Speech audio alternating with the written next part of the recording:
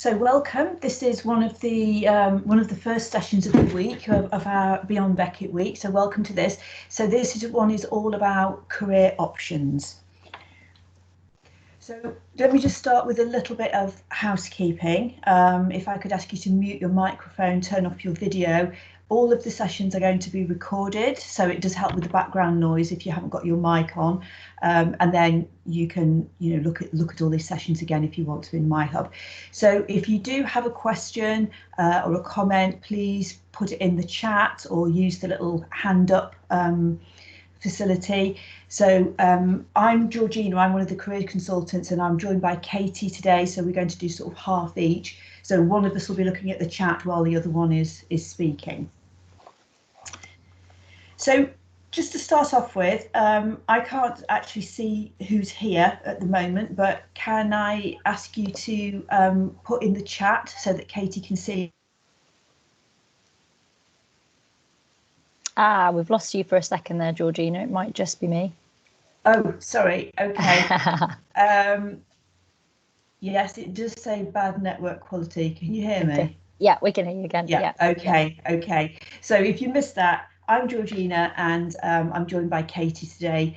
So we're going to run this session between us. Katie's keeping an eye on the chat for the moment. So if you've got any questions or you want to ask, make a comment, please just use the chat facility. And for now, by way of just introducing yourself, if you could just put your degree title in the chat so that we know who's with us today. Okay, so I'll leave you to just do that when I get on with the next slide. Okay, so really very broadly, the aim of today's session is to think about what your options are. They may be different to what you thought they were when we started out in 2020, but there are still lots of options out there. We will touch on where to find jobs and further study, but there are more in-depth sessions about those later in the week, so there won't be a huge amount of detail on those. Okay, so very broadly speaking, these are your options as we see them after graduation. So I'm just going to talk about each one in a little bit more detail. So experience, or you might also call that an entry-level job, that really is suitable for students or graduates who haven't got that much work experience yet, or who are going into a profession where you actually have to have quite a lot of experience before you set off. So that could be anything health related, or that kind of thing. So that's the kind of role. It might include volunteering. It might include just doing some free online courses. It might involve just getting a job just to tide you over in Tesco's, or now the hospitality industry is opening next week. Anything that just gets you some transferable skills and gets your foot in the door, really. Graduate jobs, Katie will talk a little bit more about that in a minute, but really that's a job that requires a degree. It doesn't have to be a job that's related to your subject at all, but that is just a job that requires a degree typically. A graduate scheme is a little bit different. That's usually a prescribed training programme, usually for about 2 years, where you go into an organisation and you might move around different departments and have quite a lot of training. Sometimes it involves a qualification as well. There won't be that many of those around at the moment. The main opportunity to apply for those is going to be between September and December. Some of you may have thought about taking time out to travel. Obviously, your plans might be a little bit different. You might have to do things in a slightly different order. But there is lots of information on MyHub about things that you can do while you're traveling. So teaching English as a foreign language, things that are developing particular skills that might help you in the future. And then postgraduate study. So in my job as a careers consultant, I'm getting a lot of queries at the moment about people going into postgraduate study, not always for the right reasons. So we have got a session on postgraduate study later in the week. But what I would say is just really think about your reasons for doing it. If it's just because you feel that there is a shortage of jobs at the moment, or you can't decide what to do, then that could be a very expensive way of just spending another year. So, we can speak about that in another session. Okay, I'm going to hand over to Katie now, who's going to talk to you a little bit more detail about the job market. Yeah, thanks, Georgina. And just to mention, actually, in the chat box, I've just posted a quick survey. So as I'm chatting, please feel free to kind of populate that question, just kind of getting a steer really from those of you in the session today, just what your plans might be. It may be that we can touch upon some of those in the FAQs as well towards the end. So far, we've got a couple of people saying that their plans are to head for a graduate job, and someone planning to head out and take some time out. For those of you that have ticked the graduate job box, then I guess there's a couple of things that's be worth highlighting right from the off, really, to set the scene. And this is one of the stats that I know myself and colleagues across the team do call on quite regularly, to put a bit of scene setting really around graduate job and the graduate job market. And it's quite stark statistic, and it's often a surprising one, I think, for students and graduates, which is that fundamentally most or many graduate opportunities, apart from those that are, I would say, very vocational, so you're heading into something like healthcare, perhaps into teaching, where there's very specific criteria for actually qualifying into those professions. Most opportunities, whatever the size of the company, actually, most opportunities are open to graduates from any degree background. So that stat comes from an organisation called ISE, that's the Institute of Student Employers. So that represents some of the larger graduate recruiters, but certainly in the sort of conversations that myself and colleagues will regularly have with employers, that stat stands up with small and mid-sized too. And a lot of what they talk about is around taking the skills you're learning through your degree and applying them into a new setting. So not necessarily requiring people to have knowledge of particular academic subjects as a background. And I guess just the final thing I'd say, and I think my head might just be obliterating it just a little bit, is just to kind of stress that, if you're considering employment and graduate employment as a next step, there may be, and there probably are, more opportunities open to you than you may have thought. And that's hopefully a positive start that I want you to think about as we head through the session. So, I think I need you to move me on, actually, Georgina, in the slides. I think otherwise, drop me the link. Yeah, flick me on if that's all right. Oh, is that okay? Yes, sorry. Brilliant. No problem. No problem. Yeah. So just a little bit of an update, really, in terms of what the job situation looks like now. And I've this is particularly looking at the graduate job market. So what we've seen, and from the surveys that have taken so far, again with some of the larger recruiters, so it's by no means foolproof, but actually graduate roles cut by about 12% at this moment in time, which actually is possibly not as significant as you might have thought. So hopefully some positive news there in terms of opportunities that are still out there. I think SMEs employers hit particularly hard. What we found actually within our team, particularly as we've been going out and looking at opportunities, that is actually things are still reasonably confident in Leeds, and we have got actually some of the SME employers who seem to be holding it better than some of our larger recruiters, in fact. So again, important to put some perspective in this.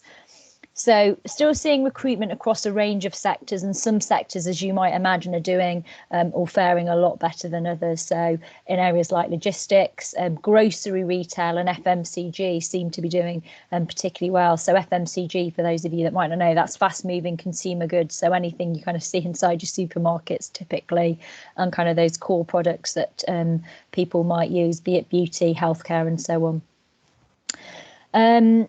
So in terms of where the opportunities are, then there's some that are very visible, and there's some sessions later on this week talking about where to get job hunting. But you've got what's out there on the kind of job platforms, and then what you might describe as the hidden jobs. And that's really a case of tapping into your network to find out what's happening in your industry areas. Okay. Right. Thank you. So that's how things are looking now. In terms of putting some context and some numbers around that, we have over the last, lost my screen there, Georgina. But in terms of the number of opportunities, just to put some context to it, so in the last 2 and a bit months, we've seen a number of vacancies, or a high number of vacancies, going on to MyHub. So that's definitely a platform that I'd really encourage you to be looking at. So a lot of those vacancies come either because they're from organisations that particularly want to target Leeds Beckett students, which is a brilliant start for all of you, and or we've been out there job hunting on your behalf too. So looking at different platforms and bringing vacancies into MyHub to try and get as much on your radar as possible. So I thought it's worth mentioning there's 168 live vacancies on MyHub at the minute. So please do take a look if you haven't been looking there so far. And they're covering quite a range of different sorts of opportunities. And also through networks. So in LinkedIn postings, that's another great place to look. And I know a number of the consultants, Georgina is a great example, is often posting and sharing opportunities through LinkedIn channels. So do get yourself tuned into there if you're not already. So you should be getting a Tuesday mail out from us every Tuesday into your inbox, and also would encourage a tip to get on to LinkedIn. And probably one of the things, if you are looking for a job and you're going to be looking for something now, is to be thinking the starting point might be a bit different to what you thought maybe back last year as you were heading into your final year or finishing or starting on your masters. Maybe even as you turned into the year, it's certainly taken a turn that I don't think anybody would have really predicted. And it might be better. And I think that's really important to point. You might not start at the place you thought you were originally going to, but actually, taking the step from Beckett is about taking a first step, and that first step might head you in a slightly different direction. And you might look back on that and see that that's been a better direction for you too. Okay. Thanks, Georgina. Are you able to flick me on? Mm.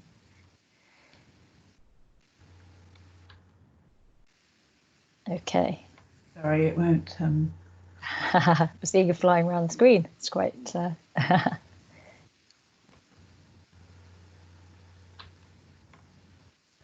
that done it? Hang on. I've got it myself now. Okay, that's it. Ooh. I think you need to go back up to the autumn one. Okay.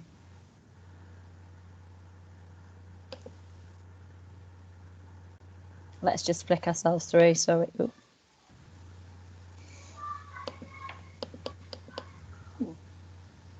Sorry, everyone. We'll get there. Okay. There we are. Okay.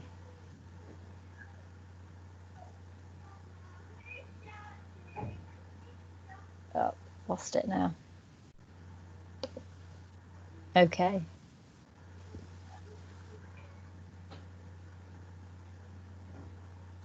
Sorry, Georgina, are you able to? If you give power back to me, as it were.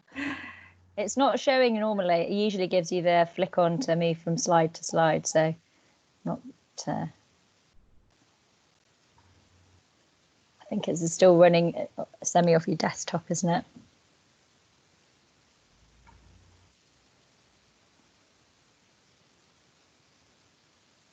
Okay.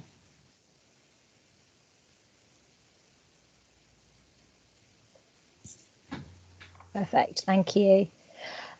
So we've talked a bit about the here and now, but actually looking ahead as well, for those of you that maybe you do plan to take a bit of time out, and or you're going to carry on looking and just kickstarting the job search now, then it's worth remembering too that things, do start and opportunities re-emerge come autumn. So we have quite a traditional calendar in the, that autumn semester, which might have been you head down in your final year or kind of studying with your masters, might have missed last year, will repeat itself this coming September, October, November and December. And then that's when you see the job market switch and shift, particularly to a focus in that autumn period to graduate programmes. And Georgina already alluded to that in the kind of earlier slides in terms of options. So early signs in terms of what that might look like then, I've seen various statistics, but there is a sense that recruitment will continue for many organisations, particularly those recruiters in that, that tend to return at that time of year. They tend to be pretty committed to graduate recruitment in terms of wanting graduates particularly to join their business, as they see it as an important part of their kind of talent pipeline. So we do expect to see opportunities still there. The number of vacancies, the number of positions is most likely to fall, I would say, in most instances. But we need to again put that into perspective. The kind of numbers that have seen banded around are around a quarter down. So that means still 3/4 still open. So it is about putting things in perspective, as I've said. Best advice really here in terms of tips would be to stay connected with Beckett Careers. So, you know, we have an offer open to all of our graduates to say you can continue to access support from the team for up to 5 years after graduating. So a couple of tips really would be to be following us on social media. We've got some great content that goes out daily on the social media through our main platforms. Would be to update your details on MyHub so you can continue to access vacancies and the details of virtual recruitment events, including the fairs. And already we've got a date for your diary as well. So if you want to and you're interested in exploring options and graduate programs in particular, or graduate routes in through graduate schemes, then those are the dates of our 2020 Graduate and Placements Fair. So that will be held virtually, so you can tap into it a bit like you are doing today from wherever you are at that moment in time. Thanks, Georgina. Okay, so a lot of the students that I speak to at the moment who are just finishing, just about to graduate, they kind of know what their options are, but I think there's a little bit of fear of what to do next and whether it will be the wrong thing or the right thing to do, and also what it would be like to work in a certain area. There's loads of research you can do, and we can certainly point you in the right direction for that. But really, the only way you're ever going to know is to just take that first step and get started. So a lot of the activities that we have, the events that we've got on this week, will hopefully help you to start that. So we've got a few more today. So directly after this, we've got working with children and young people. We've got Metis coming in to talk about working in the digital sector. We've got one which is called From Sociology to Project Management. Now, if you're in any way interested in product management or finding out what that is, you don't have to be a sociology student or a social sciences student. That is open to everyone. That will be really interesting. Tomorrow's sessions are really all about making connections and using LinkedIn, expanding your network and using that to explore your options, and also to find jobs. There's also a session on further study, which is run by an outside organisation. I think it's run by Prospects. That's on all afternoons. That's something that you can dip in and out of. So that's not us running that, but that would be an interesting one if you're considering further study. You can see from the list of what we've got here, so a couple of others. Your degree doesn't define you, so that's 3 of last year's graduates, so 2019 graduates who are doing things that are really quite unrelated to their degree, just to show you, you know, the kind of breadth of things that you can go into, but also ask them what their first steps were, what their feelings were, and these things don't really change from year to year, and none of them have had it easy, but they are all happy to to come and talk about their experiences. So that might be a really interesting one to look at. We've also got executive search and recruitment, marketing, and then a session on volunteering with Leeds Mental Wellbeing Service. So tomorrow it's all about connections. So again, that can be the first step, really, putting your toe in the water, connecting with people, and finding out what's out there. And then Wednesday, which I'm having problems clicking. Oh, there we go. Wednesday is all about really making decisions. So we have another session on Wednesday about further study, where to look for jobs, and actually making that decision. So you kind of know what your options are, but it's then deciding which way you go. So that might be a good one to come to if you're a bit undecided. And then Thursday is really all about the actual application process for whatever you're going into. So whether that's further study, an entry-level job, a graduate scheme, you'll have to apply for it in some way or other, probably with a CV or an application form, interviews, assessment centres. So that's really Thursday's all about that. And then Friday onwards is your chance to make a personal appointment if you want to just have a chat with one of us one-to-one to talk about your own ideas and options. And then there will be sessions all over the summer. Some of these will be repeated, some of the popular ones will be repeated. We've got videos, blogs, all sorts of things going on over the summer. So as Katie said before, please, keep in touch. I think we've got a bit of time. I don't know, Georgina, before we launch into the last bit, I've just popped a note in the chat. So, and there's still 8 to 10 people on the session. So if anybody did have anything particularly, chances are, as questions often the case, you might be thinking it, as might somebody else. So if you've got any questions that you want to post in there, either post in the chat or feel free to kind of unmute the mic. And if you're feeling brave, shout across the airwaves too. That would be great. So what's your main advice then, would you say, Georgina, if people are, if you're sat there feeling a bit unsure really as to what you might do next? What one thing do you think is something, to consider? I think I would really try and make the most of this week and going to participating in as many events as possible, realizing that you're not alone and that it's quite normal, and just getting, informing yourself, getting some more information. And then if you really are still feeling a little bit lost, just come and chat to one of us. We're here Monday to Friday, or except bank holidays, we're just here all the time. So email, social media, telephone, whatever's best for you. Yeah, absolutely. I'd concur with that. Okay. So we've got a question just popped up. Thanks, Ben. In the 2 questions. Okay, great. I'm a January starter. Should I wait for the autumn grad schemes?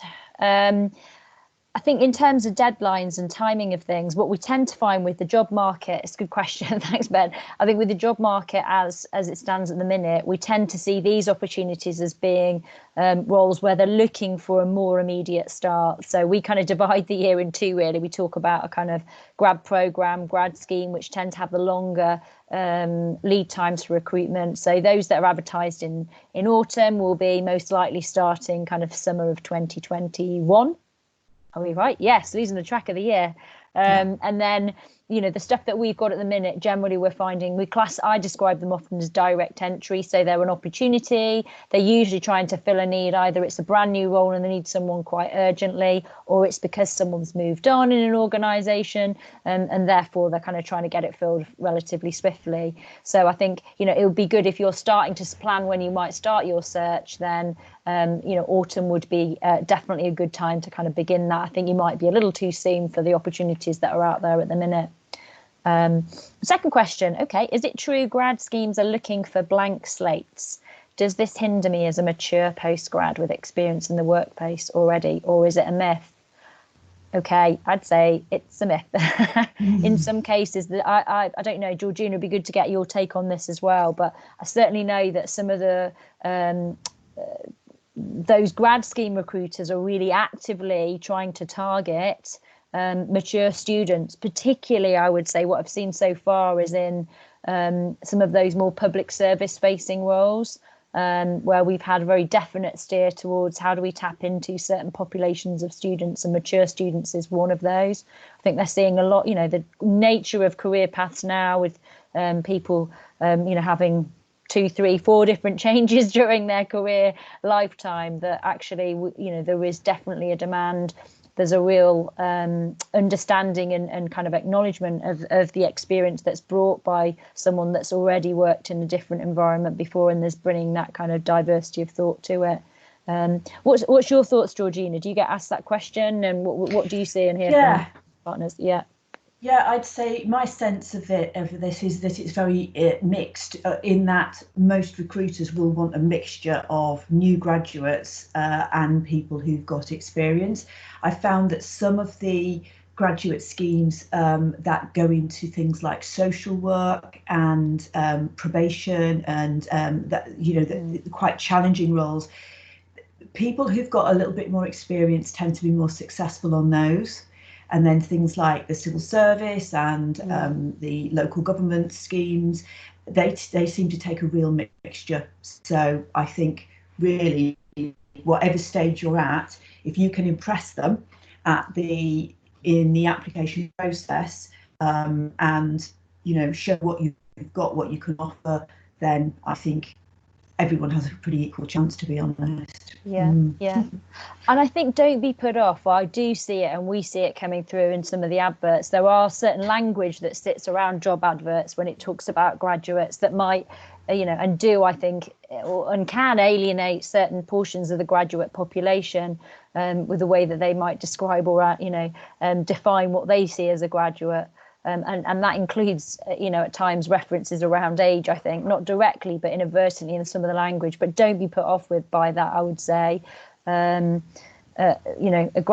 kind of coming at it, this might be a career change and a very deliberate decision on your part. So I would say absolutely think about what you're bringing and think about how you can use that as a differentiator and a selling point, I would say, because there's a lot of strength that will come from your experience before.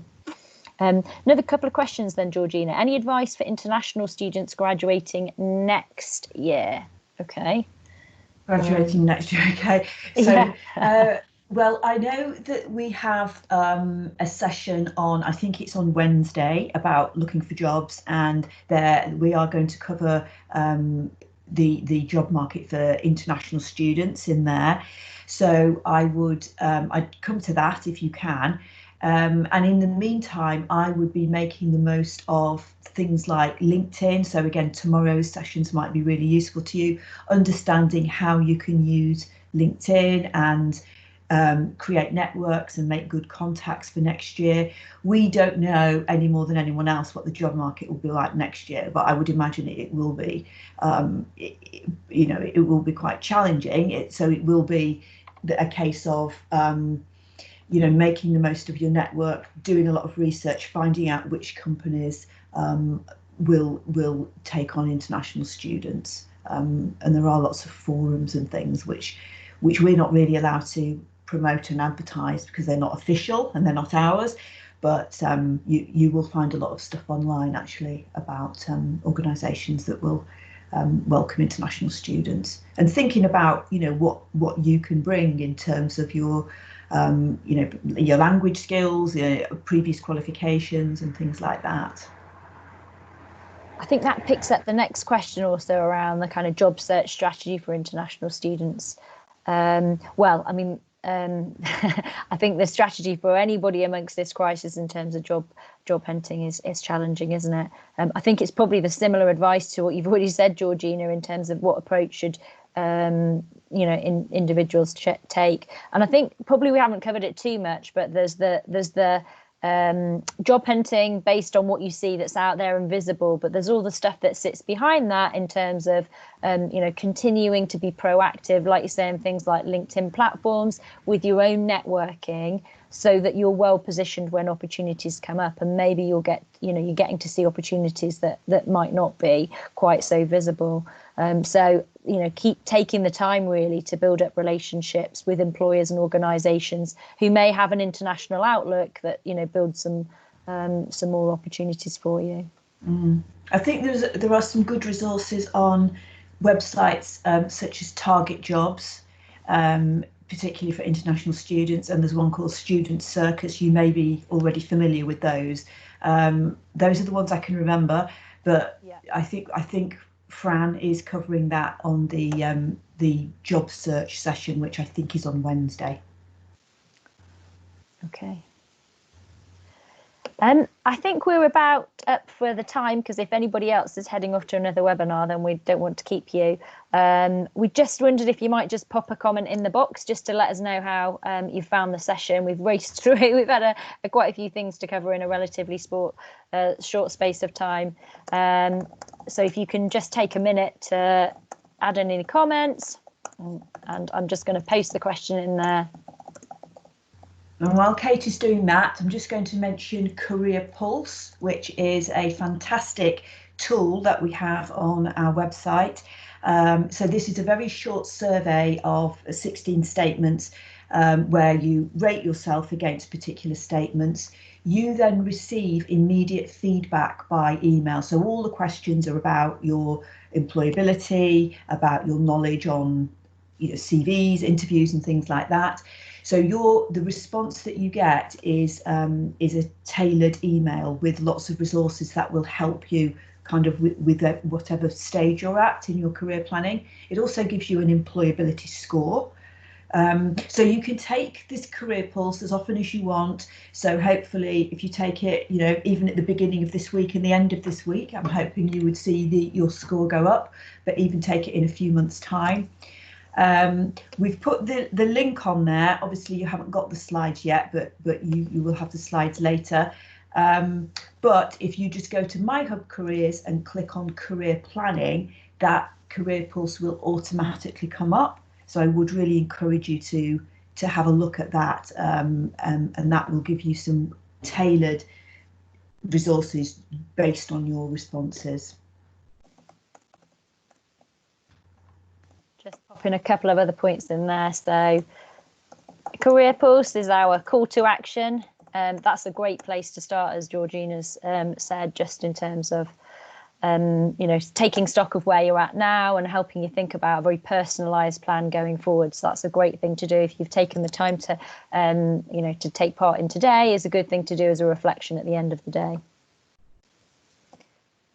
We're about done, Georgina, so we'll just say thanks ever so much for participating. Good luck and best wishes for next steps from here, and hopefully we'll pick up with you on some other sessions either later today or as we head through the week. Okay, have a great week, everybody.